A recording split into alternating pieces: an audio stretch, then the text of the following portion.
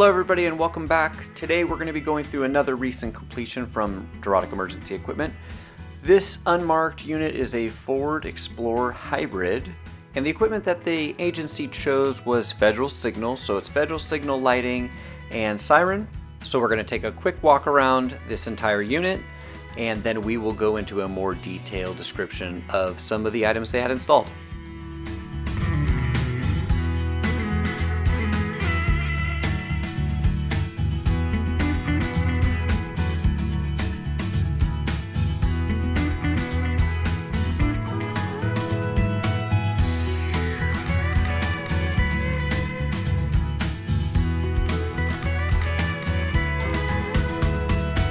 One of our most popular options that we get a lot of requests for are dual or tricolor LEDs.